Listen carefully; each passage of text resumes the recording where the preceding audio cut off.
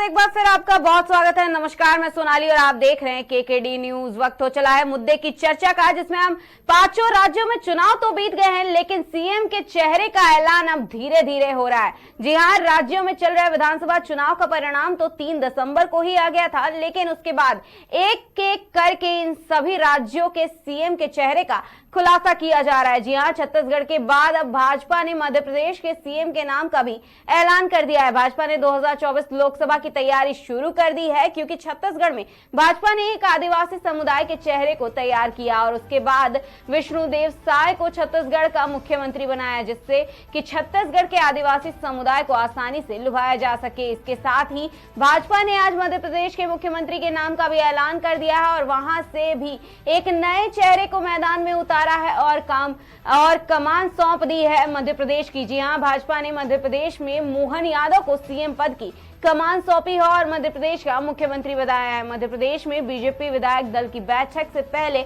भोपाल में हलचल बढ़ गई थी। सीएम शिवराज सिंह से लेकर ज्योतिरादित्य सिंधिया, कैलाश विजयवर्गीय, प्रहलाद पटेल और बीडी शर्मा तक के नाम मुख्यमंत्री की रेस में शामिल थे। इन सबके बीच पर्यवेक्षकों ने सीएम शिवराज सिंह से मुलाकात की, तो वहीं नरेंद्र सिंह तोमर के घर की सुरक्षा भी बढ़ा दी गई थी।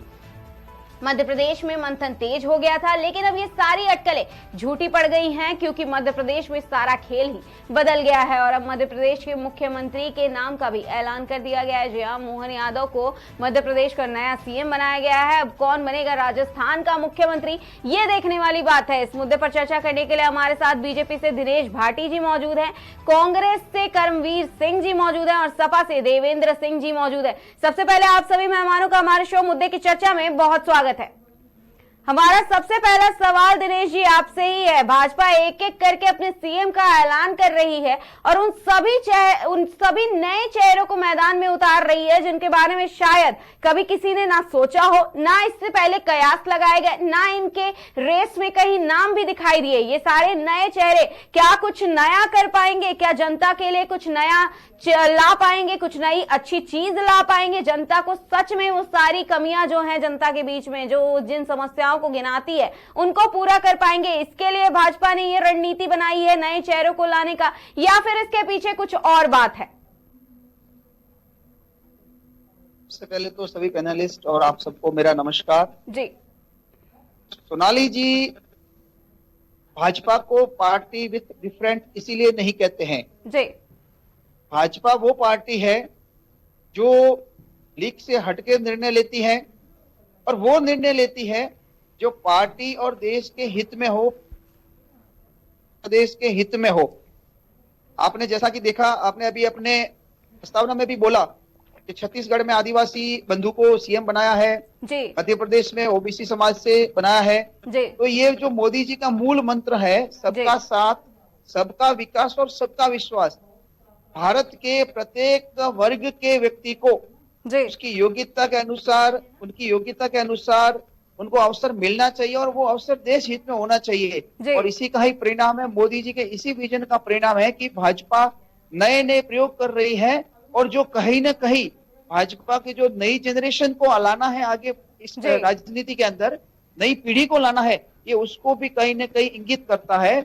आपने देखा होगा दूसरी पार्टियों में या जहां परिवारवाद चलता है, बाप के बाद में बेटा, बेटे के बाद में पोता जी। लेकिन भाजपा में आप आज जैसा चौंकाने वाला निर्णय आया है, मध्य प्रदेश में सीएम बना है आदरणीय श्री मोहन यादव जी को, जो आपने फोटो सेशन में भी देखा होगा, तीसरी चौथी पंक्ति में बैठे हैं, लेकिन अचानक से सीएम घोषित हो जाते हैं। तो यही है भाजपा, जो पार्टी विथ डिफरेंट। और इसका सीधा सीधा संकेत ये भी है कि हमें नए लोगों के लिए जगह देनी चाहिए और वो दे रहे हैं, और इसीलिए पार्टी हमेशा यंग रहेगी, जवान रहेगी, तंदुरुस्त रहेगी जी। करमवीर जी, आप क्या कहना चाहेंगे इस मुद्दे पर? क्योंकि अभी अभी आपने दिनेश जी को सुना, उन्होंने बताया कि पार्टी विद डिफरेंट, और उसके अलावा उन्होंने एक और बात जो बड़ी कही है कि वो युवाओं के लिए सारी तैयारियां की जा रही है, नए चेहरों को लाया जा रहा है और इसके पीछे बहुत ही ज्यादा सोच समझ करके ये फैसला लिया गया है। विपक्ष आखिर क्या सोचता है इस मुद्दे पर? जी, मैं कहना चाहूंगा सबसे पहले तो मोहन यादव जी को बधाई जी। और मुझे तो लगता है कि जो शिवराज सिंह जी ने पिछले 5 सालों में जो घोषणाएं कर रखी है वो अभी तक पूरी हुई नहीं है, तो मुझे लगता है मोहन यादव जी को इन 5 साल में शिवराज सिंह जी की घोषणा करने में ही इनका पूरा वक्त निकल जाएगा। और मैं इनसे चाहता हूं कि ये युवाओं के लिए, किसानों के लिए और मजदूरों के लिए काम करें। जी, लेकिन हमारा सवाल एक ये है कर्मवीर जी कि जो बात कही जा रही है कि परिवारवाद की बात अभी कही, दिनेश जी ने परिवारवाद की बात कही उन्होंने कि जो एक बार पहले बाप आता था, फिर बेटा आता था, फिर पोता आ जाता था, तो ये वाला जो क्रम है कहीं ना कहीं भाजपा इसको खत्म कर रही है और विपक्ष पर इसको लेकर के एक निशाना भी साधा जा रहा है। एक्चुअली आपकी आवाज क्लियर नहीं आ रही है, मुझे सुनाई नहीं दे रहा है अच्छे से।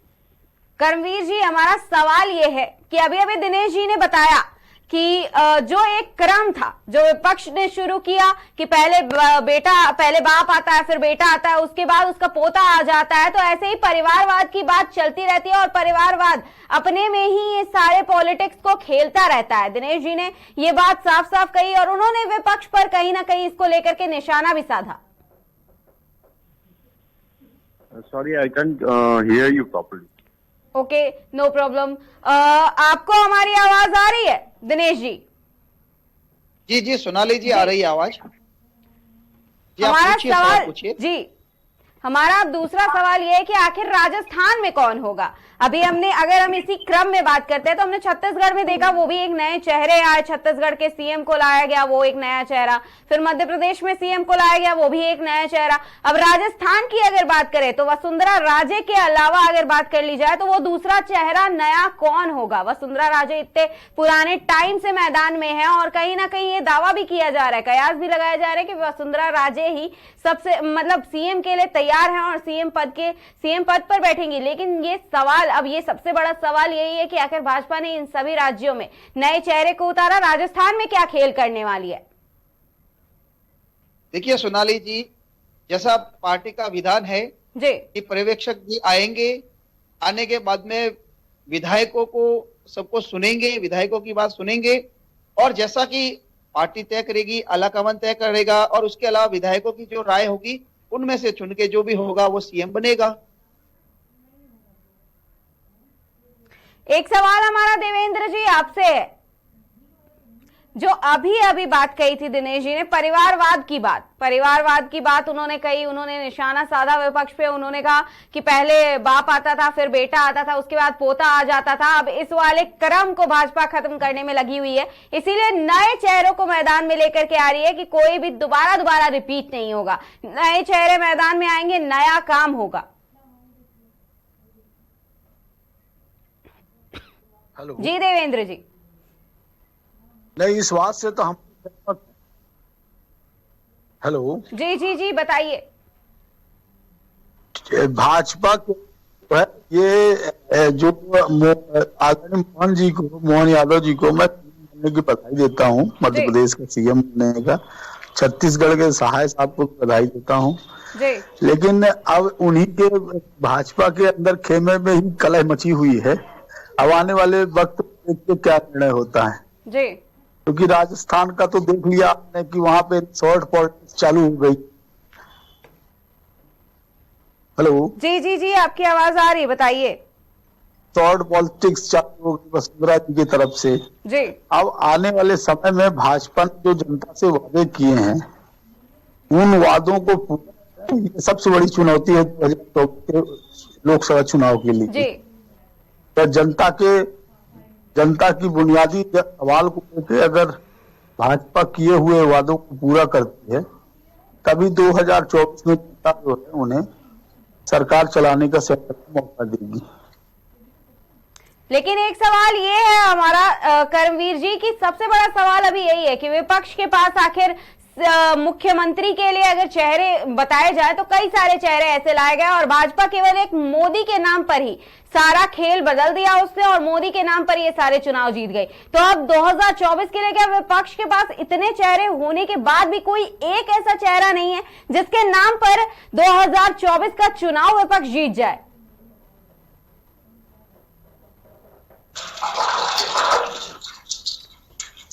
देवेंद्र जी, हमारा सवाल आपने सुना? हेलो जी देवेंद्र जी बताइएगा। जी हमारा सवाल ये था देवेंद्र जी कि विपक्ष के पास आखिर क्या कोई ऐसा चेहरा नहीं है जिस एक बंदे के नाम पर विपक्ष चुनाव जीत जाए, क्योंकि भाजपा हमेशा ही अपने उम्मीदवारों का नाम बाद में बताती है, उनके चेहरे बाद में बताती है। केवल एक पीएम मोदी के नाम पर भाजपा हर जगह चुनाव जीत जाती है। क्या विपक्ष के पास ऐसा कोई चेहरा नहीं है जिसके नाम पर चुनाव जीत जाया जाए? विपक्ष के पास कई चेहरे हैं। अब इंडिया अलायंस बना हुआ है, इंडिया अलायंस में तय होगा। और ये देखिए, लोकतंत्र का नियम है, लोकतंत्र में सभी दलों को अधिकार है अपना अपना चेहरा प्रोजेक्ट करने के लिए, और जनता उसका चुनाव करेगी। और देश में जो है किसी एक व्यक्ति के नाम पे जो है कोई न सरकार चल सकती न कोई पार्टी चल सकती, क्योंकि पार्टी सबकी है और सब समूह के साथ सब लोगों को लेके चलना पड़ता है, हर वर्ग हर मजहब के लोगों को लेकर। ठीक है, माननीय मोदी जी सफल प्रधानमंत्री हैं, उन्होंने विश्व स्तर पे भी देश का नाम गौरवान्वित किया है। लेकिन अब जैसा मध्य प्रदेश में जो निर्णय हुआ, माननीय शिवराज सिंह चौहान जी बड़े लोकप्रिय मुख्यमंत्री थे और लाडली बहनों से बहुत बड़ा अटैचमेंट था, जिससे 163 सीट आई। लेकिन अब उन्हीं को दरकिनार कर दिया गया। मतलब उनकी मेहनत पे मुख्यमंत्री जी ने अभी जो दौरा का जो रेटिंग हुआ कांग्रेस बीजेपी के बीच में, तो सबसे ज्यादा मध्य प्रदेश में चुनावी सभा करने वाले मोहम्मद शिवराज सिंह चौहान मुख्यमंत्री थे, जिन्होंने जनता से वादा भी किया। जनता ने उन्हीं के वादे पे जो है बहुमत की सरकार बनाई और उन्हीं को नरेंद्र मोदी जी माननीय प्रधानमंत्री जी ने उन्हीं को अलग थलग कर दिया। तो ये भी सोच का विषय है। जनता में इसके लिए बड़ा आक्रोश पनपेगा आने वाले समय में, जिसका खामियाजा 2024 के चुनाव में मध्य प्रदेश की सरजमी में देखने को मिलेगा। दिनेश जी जवाब दीजिएगा, क्या इसका खामियाजा सच में भुगतना पड़ेगा भाजपा को? सोनाली जी बिल्कुल नहीं, बिल्कुल नहीं। और जो कह रहे हैं ना कि किसने मेहनत की और किसने उसका फल खाया, इसका उदाहरण आपको राजस्थान से बढ़िया कहीं नहीं मिलेगा। राजस्थान में जब सीपी जोशी प्रदेश अध्यक्ष थे और कांग्रेस का स्पष्ट बहुमत आया और एक वोट से सीपी जोशी हार गए, तो उनकी मेहनत का फल खाया अशोक जी गहलोत ने। और उसके बाद में जब सचिन पायलट को राजस्थान का प्रदेश अध्यक्ष बनाया और उन्होंने घूम घूम के और राजस्थान में प्रदेश में कांग्रेस की सरकार लाई और उन्हीं सचिन पायलट जी को दरकिनार करते हुए उनके नाम की मलाई खाई अशोक जी गहलोत ने। तो ये तो कांग्रेस की परंपरा है, मेहनत कोई और करे और मलाई कोई और चाटे। भाजपा में ऐसा कतई नहीं है। भाजपा में जैसा आपने कहा कि मोदी जी की गारंटी है, ये मोदी गारंटी है और मोदी जी की गारंटी के नाम पे ही ये सारे चुनाव लड़े गए थे। और जो निर्णय लिया गया है पार्टी आला कमान और विधायक की बैठक में, और वो जनता को भी स्वीकार है और पार्टी के जो बड़े नेता है जिन्होंने इस चुनाव में बहुत मेहनत की थी उनको भी स्वीकार है। आपने तस्वीरें देखी होगी किस प्रकार से जो जिनको सीएम सिलेक्ट किया गया है उनको किस प्रकार से वो अपना स्नेह और आशीर्वाद दे रहे हैं। तो इस प्रकार से किसी भी प्रकार की भाजपा में कोई भी समस्या नहीं आने वाली है। क्योंकि हमारे पास में पार्टी के पास में विकास जो विजन है हमारा देश का विकास, हमारे लिए देश सर्वप्रथम है, पार्टी बाद में है। इसलिए जब देश हित की बात आती है, राज्य हित की बात आती है, जनता के हित की बात आती है, तो नेताओं के आपसी हित साइड में चले जाते हैं, न कि कांग्रेस की तरह की जहां पर परिवार का हित हो, परिवार के हित के लिए ही कार्यकर्ता काम करे, देश जाए भाड़ में। ये उनकी सोच है, इसलिए उनके वहां नेता आपने देखा होगा अभी बताइएगा साहू जी के पास में 350 करोड़ से ज्यादा की कैश बरामद हो गई है। वहां पे एटीएम जो नोट गिनने की मशीन है वो थक गई है, अधिकारी थक गए हैं, लेकिन नोटों के अंबार थक ही नहीं रहे हैं। तो ये उनके लिए है कि वहां पे ये चीजें होने वाली है। भाजपा में किसी भी प्रकार की कोई समस्या नहीं होने वाली है। उनके देश में 80 करोड़ लोग जो है बीपीएल में राशन के लिए मोहताज हैं, राशन के पर आश्रित। आज देश किस विकास की बात करता है मुझे समझ नहीं आता। आज श्रीमान जी देश की अर्थव्यवस्था अभी 4थे स्थान पे चली गई है विश्व में। आप महानगरों कर दिया, व्यापारी विश्व की अर्थव्यवस्था के भी अध्ययन कीजिए। पूरे देश को जो है अपना नेटवर्क बना लिया, पूरे बड़े बड़े विभाग जो है सरकार के जो है वो दिवालिया होके जो है प्राइवेट लिमिटेड कंपनी बन रहे हैं। आप एलआईसी की बात करते थे, एलआईसी आप किस स्थान पे, आप एसबीआई बैंक की बात करते थे, एसबीआई बैंक किस स्थान पे, आप रेलवे की बात करते थे, आज रेलवे किस स्थान पे, आप देश में एयरपोर्ट की बात करते थे, आज एयरपोर्ट कहाँ पे पहुंचे हैं। क्या आप सारी पिछले 10 साल से एक ही धुन गाए जा रहे हो कि देश बेच दिया, वो बेच दिया, वो बेच दिया? आप तो लाल किला भी बेचने की बात कर रहे थे। श्रीमान जी, एक बार इन सब चीजों का आकलन कर लीजिए। आज ये सारे संस्थान किस स्थिति में पहुंच गए हैं, कितने ऊंचाई पे पहुंच गए हैं? पता नहीं माननीय मोदी जी की जीत है कि ईवीएम मशीन की जीत है। अरे कौन सी दुनिया में रह रहे हो प्रभु? ये टेक्नोलॉजी का जमाना है। अभी भी जब ईवीएम की इतनी परीक्षाएं हो गई है, ईवीएम की अग्नि परीक्षाएं हो गई है, तो हमारा हिंदुस्तान नहीं है। अभी तक ईवीएम का रोना ही रो रहे हैं। फिर आप तेलंगाना में कैसे आ गई सरकार? ईवीएम था तो तेलंगाना में हमारी क्यों नहीं बनी? तेलंगाना में आपकी कैसे बनी? और ईवीएम का ही था तो हम 163 पे क्यों शांत होते? हम तो 200 ले आते। अमेरिका विश्व के कई सफल और विकसित देशों में भी ईवीएम से वोटिंग नहीं होती है, बैलेट पेपर से चुनाव होते हैं। देश की प्रकृति को स्वीकार करिए, देश को विदेशों के नजरिए से मत देखिए। आज हमारे पास में जो हमारा यूपीआई सिस्टम है, विदेशों के पास नहीं है, अमेरिका के पास नहीं है, सिंगापुर के पास नहीं है। वो लोग हमारा यूपीआई स्वीकार कर रहे हैं। कारण क्या है? इसका मतलब ये हुआ कि हम यूपीआई को नकार दें कि आज अमेरिका यूपीआई कम यूज कर रहा है या फ्रांस या जापान नहीं कर रहा है, इसलिए हम भी यूपीआई नहीं करें। ये कौन से तर्क हुए, कौन से तर्क हुए आपके श्रीमान जी?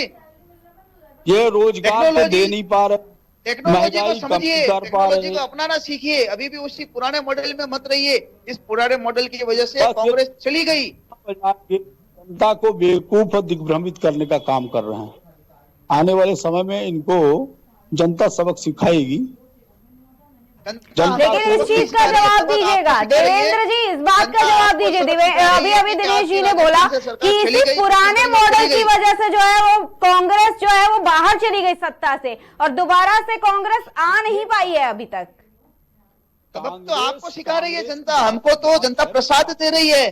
इन 3 राज्यों में हमारी सरकार बना दी है। गठबंधन का क्या होगा ऐसे देवेंद्र जी? अगर सपा का भाजपा बात कर ले, कांग्रेस का पलड़ा ही इतना गिरा हुआ है, इतना नीचे है। अगर बात करें इसी चुनाव की तो विधानसभा चुनाव के नतीजे भी देखे आपने और सारा जितना समीकरण बनाया गया ये सब भी देखा। इतनी रणनीति बनाई गई कांग्रेस की तरफ से, इतने सारे चुनाव प्रचार किए गए, ये सब फेल हो गया कहीं ना कहीं। और सपा भी इसी गठबंधन का हिस्सा है। अगर ऐसा कुछ हुआ है और उसके बाद रणनीति क्या होगी? किस तरह से गठबंधन अपने आप को तैयार करेगा भाजपा को कंपीट करने के लिए?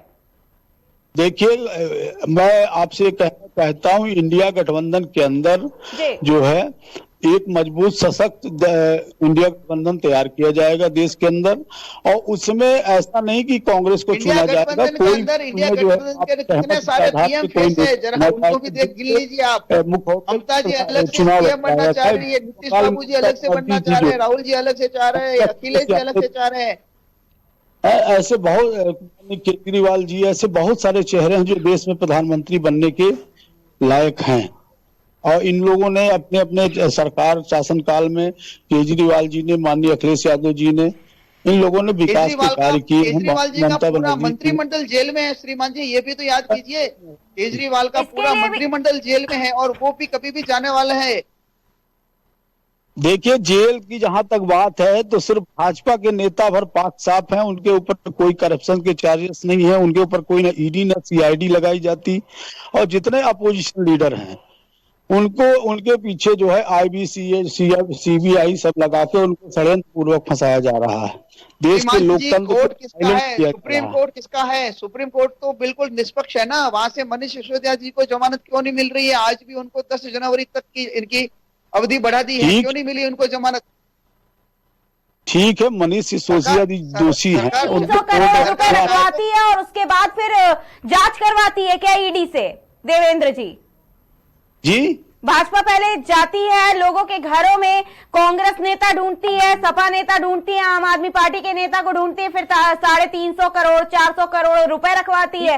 उसके बाद कहती है ईडी से जांच करो, इनको जेल में डाल दो। ऐसा कुछ किया जाता है? अपोजिशन पार्टी के ऊपर टारगेट किया जाता है। मैं ये कहना चाहता हूँ, देश के अंदर 300 सांसद हैं भाजपा के, पहले अपने सांसदों की आय से अधिक संपत्ति की जांच कराए ना, दूध का दूध पानी का पानी हो जाएगा। कहाँ से आई है? ये भाजपा सब नेताजी ने वहां पे रखी है, बताइए ना, जितने भी ये बताइए ना किस नेताजी ने रखी है? नहीं होनी चाहिए। जब सपा के सांसदों की और कांग्रेस के सांसदों की, विपक्ष पार्टियों के सांसदों की जांच होती है तो ईडी सीआईडी से, सीबीआई से इनकी भी जांच हो। पूरे लोक संसद सदस्य में जितने भी लोग बैठे हैं जनप्रतिनिधि, सबकी जांच होनी चाहिए। और इनको नेसेसरी जो भत्ते दिए जाते हैं, इतने ज्यादा भत्ते दे रहे हैं। एक तरफ बीपीएल को जो है सुरक्षा पेंशन के नाम पे 600 रुपए दिया जाता है देश के अंदर, दूसरी तरफ सांसदों को जो है आरोप सुनिएगा पेंशन दी जाती है। ये पेंशन प्रथा क्यों नहीं बंद की जा रही? दिखाने के चेहरे दूसरे हैं, करने के चेहरे दूसरे हैं। करनी और कसनी में बहुत बड़ा अंतर है देश की राजनीति में। अब आने वाले समय में देखिएगा, अब जो है इन दमनकारी सामंतकारी नीतियों के खिलाफ एक मजबूत लोकतंत्र पैदा होगा। दिनेश जी जवाब दीजिएगा, क्या देश में ऐसा भी कुछ होने वाला है? सोनाली जी क्या जवाब दे इन बेतुके सवालों का, जिसमें ये हर बार कह रहे हैं कि दमनकारी, षड्यंत्रकारी, फलाना ढिंगना जो भी है। अब जनता तो पिछले 10 साल से मोदी जी को सत्ता में बिठा रही है। अभी 3 राज्यों में भाजपा को बिठा दिया है जी। भाजपा का वोट परसेंटेज बढ़ता जा रहा है, फिर भी ये न जाने कौन सी दुनिया में है, कौन से डिटेंशन सेंटर में है ये, जहां इनको सब दुख ही दुख, पीड़ा ही पीड़ा नजर आ रही है। भाजपा की जीत नहीं, ईवीएम की जीत है, मैनेजमेंट की जीत है। मैं आपको चैलेंज देता हूँ, ईवीएम की अगर जीत है तो भी अगर कांग्रेस जीती है तेलंगाना में, तो कैसे जीत गई है देवेंद्र जी?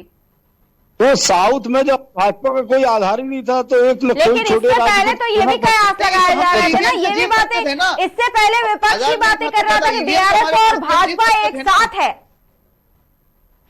तो बीआरएस और भाजपा मिलकर के ये काम नहीं कर पाई कि तेलंगाना में ईवीएम को बदल दिया जाए, ईवीएम को पूरी तरह से अपनी तरफ कर लिया जाए और वहां पर भी सरकार बनाया जाए। सोनाली जी ईवीएम हैक किस लिए होता है मैं आपको बताता हूँ। सोनाली जी ईवीएम हैक किस लिए होता है? इसलिए होता है कि जब इनके नेता राहुल गांधी प्रधानमंत्री जी को कहते हैं पनौती, इसलिए ईवीएम हैक होता है। ईवीएम हैक इसलिए होता है कि इनके इंडी गठबंधन के नेता रामचरित्र मानस पर अनगल बयान देते हैं, इसलिए ईवीएम हैक होता है। इनके गठबंधन के स्टालिन के बेटे उदयनिधि स्टालिन जो बयान देते हैं कि सनातन। देवेंद्र जी एक सवाल ये भी है कि अगर भाजपा केवल पीएम मोदी के नाम पर चुनाव जीत जा रही है, तो विपक्ष क्यों नहीं राहुल गांधी को या अखिलेश यादव किसी भी एक चेहरे को खड़ा कर रहा है सामने मैदान में और उसके बाद इस चुनाव को जीत जाए? देखिए आने वाले समय में सभी दल जो विपक्षी दल हैं, सब लोगों के अंदर एक नीति का होगा। उसको कितनी बार लगाएंगे, वो नहीं चलने वाला है, वो फुस पटाखा है जो कभी फूटने वाला नहीं है। कितनी बार लॉन्च करेंगे, कितनी बार इनकी भारत जोड़ो यात्रा करेंगे, न जाने क्या क्या करेंगे, लेकिन राहुल गांधी नाम का फुस की बम है जो कभी फूटने वाला नहीं है। कांग्रेस की हिटलर शाही चल रही थी पूरे देश के अंदर, तो उसके खिलाफ जो है समाजवादियों ने सन 77 में जो है एक जन आंदोलन छेड़ा। जयप्रकाश नारायण जी पलटी खा गए ना, अब तो पलटी खा गए और देश के अंदर एक नई हुकूमत पैदा हुई। अब भाजपा भी जो है अगर अच्छी नीतियों का संचालन नहीं करेगी, देश के अंदर जो है अगर गरीबी, भुखमरी, बेरोजगारी, महंगाई, ये जो दानव है भाजपा के राज्य में, ये दानव आम जनता उससे त्रस्त है। भाजपा को आप दानव बता रहे हैं देवेंद्र जी, भाजपा को आप दानव बता रहे हैं। उसी अगर दूसरे हाथ की बात कर ले तो आप वही कांग्रेस को हिटलर शाही की सरकार बता रहे हैं। आखिर जब सपा इतनी सारी बातें कही रही है, तो गठबंधन का ढोल क्यों पीट रही है पूरे देश में? गठबंधन का ढोल इसलिए है कि अब जो है अगर भाजपा के सामंतवादी नीतियों से लड़ना है तो सबको एकजुट होना पड़ेगा, इसलिए गठबंधन जरूरी। पहले अपनी पार्टी के अंदर का सामंतवाद हटाइए। मुलायम सिंह जी के पूरा परिवार पार्टी पे कभी झोंका बैठा, फिर उनका बेटा अपने पार्टी का परिवार और अपनी पार्टी के अंदर जो सामंतवाद है मुलायम सिंह यादव परिवार का, उसको हटाइए, फिर भाजपा को सामंतवादी नीतियां कहिए।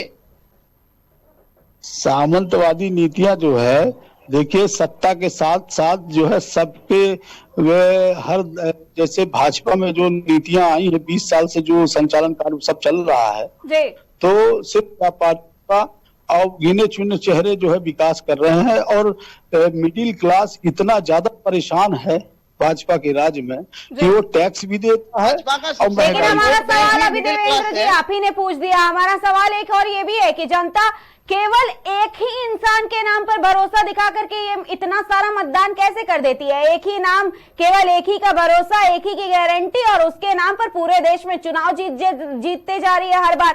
केवल ऐसा कैसे हो सकता है कि पूरे देश की जनता केवल मोदी के नाम पर, मोदी के गारंटी पर उनको चुनाव जिताते जा रही है? क्योंकि वो अपने चेहरों का ऐलान तो भाजपा कभी पहले से करती ही नहीं है। और लगे हाथ अगर बात कर ले विपक्ष की, तो विपक्ष पहले से ही ढोल पीटता रहता है अपने चेहरों का और पहले से ही अपने उम्मीदवारों को बताते रहता, फिर भी जीत नहीं पाते हैं।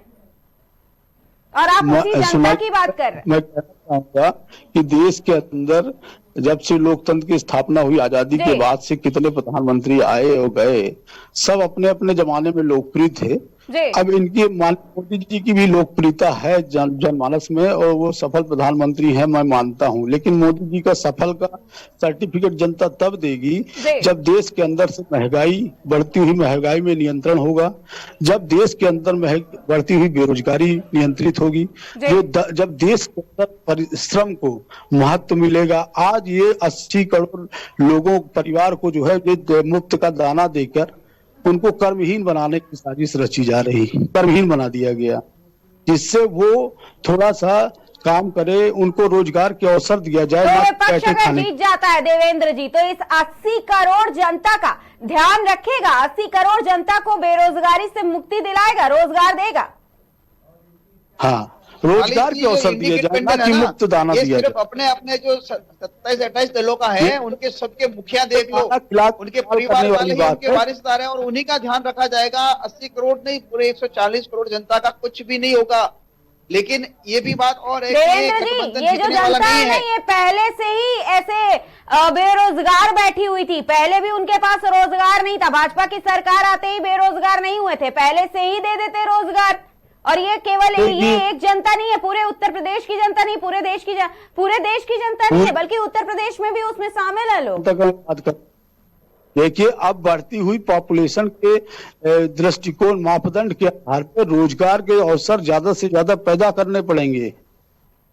तो मतलब विपक्ष की गारंटी ले रहा है कि 80 करोड़ जनता को, जिसको मुफ्त राशन दिया जा रहा है, उसको रोजगार दिया जाएगा। अब ये बताइए, भाजपा के राज्य में विद्यालय और औषधालय आज पूरा प्राइवेटकरण हो गया। विद्यालय और औषधालय का प्राइवेटकरण हो गया। आज मेडिकल के नाम पे इतना लूट खसोट चल रहा है। पूरे डॉक्टर्स जो है सारी अपना क्लिनिक चला रहे हैं, ना कि जिला अस्पताल अटेंड कर रहे हैं। ठीक है। और जिन दवाइयों को जो है वितरण किया जाता है गवर्नमेंट हॉस्पिटल में, उनको एक खास कंपनी को चिन्हित करके दिया जाता है। गुणवत्ता उनकी जांच नहीं की जाती कायदे से, जिसलिए सरकारी अस्पताल में ज्यादातर मरीज जो है ठीक नहीं हो पाते, वो प्राइवेट तरफ जाते हैं और प्राइवेट करण किया जा रहा है। और शिक्षा के क्षेत्र में देखिए, आज शिक्षा क्षेत्र में सरकारी स्कूल में भोजनालय में तब्दील कर दिया, दरिया बांट के भोजनालय में तब्दील कर दिया। अब सरकारी विद्यालय में जो है शिक्षा अच्छे से नहीं दी जा रही, तो प्राइवेट तरफ समाज जा रहा है और प्राइवेटकरण करके बड़े बड़े नेताओं ने जो है शिक्षण संस्थान खोल के जनता का शोषण कर रही। तीसरी तरफ दारू माफिया का पूरा जाल बिछा हुआ है पूरे देश के अंदर। घर घर बेरोक टोक दारू और सारी जो मादक द्रव्य होते हैं उनकी सप्लाई की जा रही है।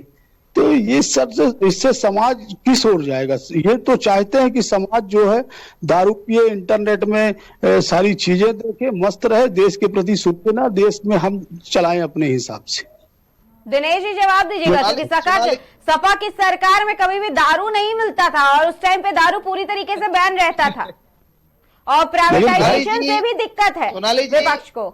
सोनाली जी, इनके जो अखिलेश जी है, अखिलेश जी का 5 साल आपने भी देखा होगा, उत्तर प्रदेश की जनता ने भी देखा होगा। और ये आप अब देख लीजिए, जब योगी जी जब से आए हैं तब से विश्व रिकॉर्ड बन रहे हैं अयोध्या की दिवाली के। अयोध्या में भव्य राम मंदिर बन रहा है, काशी में कॉरिडोर बन चुका है। इस प्रकार से अब कितने सारे एक्सप्रेस हाईवे बन गए, कितने सारे इंटरनेशनल एयरपोर्ट बन गए हैं। ये है यूपी का विकास। मैं इनके यूपी के विकास की बात कह रहा था।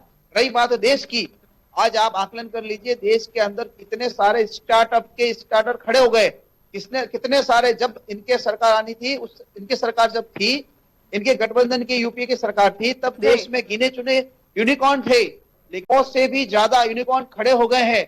ये मोदी जी की रोजगार की जो नीतियां है, रोजगार पैदा करना है देश में, उसी का परिणाम है। जिस समय हम विदेशों से सारी चीजें आयात करते थे, रक्षा के क्षेत्र में उपकरण आयात करते थे, आज हम लोग निर्यात करने के कंडीशन में है।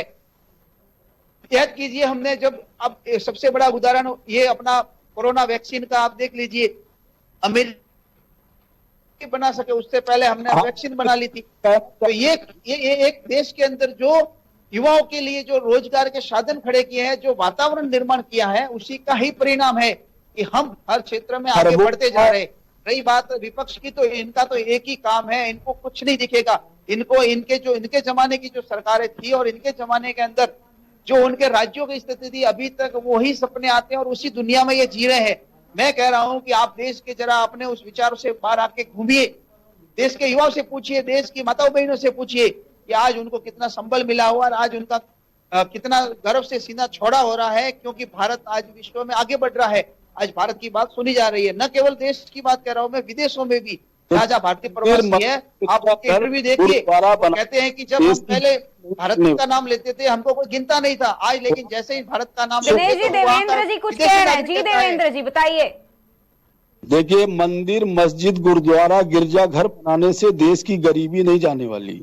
हम हिंदू हैं, हमारे धर्म के प्रति हमारी आस्था है, लेकिन भगवान राम जी का मंदिर बनना चाहिए। एक उदाहरण देता हूँ, आप कह रहे हो ना गरीबी जाने वाली है, गरीबी जाती है।